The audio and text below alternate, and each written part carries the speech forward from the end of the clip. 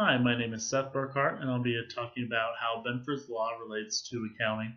Courtney talked to you a little bit about what Benford's Law is and how that relates in kind of a general sense, talking about die and rolling, and kind of showed you a little bit about how that works.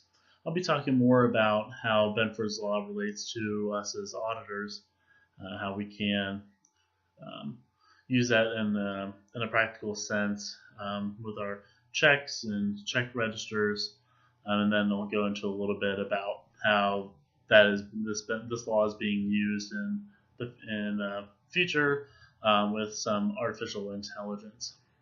So I'll start with a demonstration about cash and check receipts. So let's say that you're looking over some checks. There's a sample of checks coming in.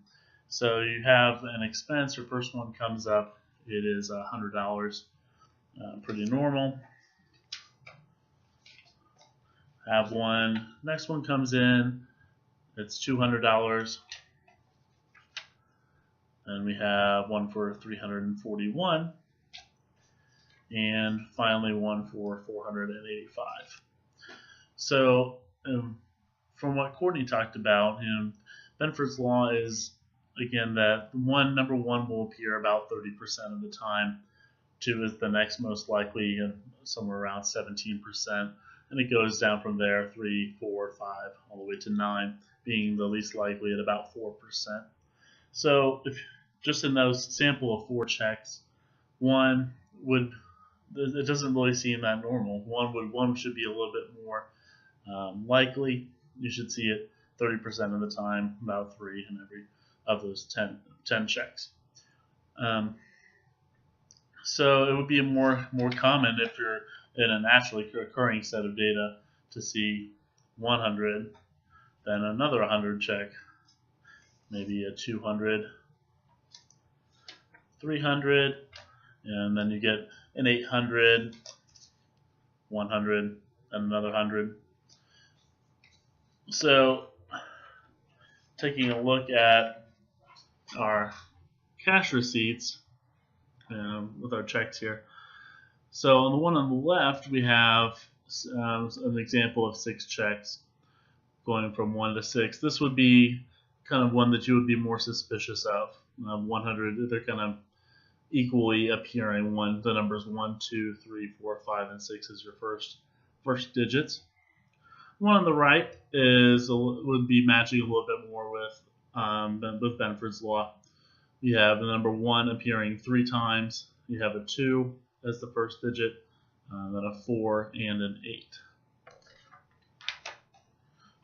So as taking a look at a sample of data, it's very easy in Excel to just sort data by the first digit, put it into a graph, and see which, is this, compare it to the percentages that you get for Benford's Law, and see if it's very naturally occurring. If you have a lot of 8s and 9s, it's as your first digits, it's not going to be that likely that it is naturally occurring.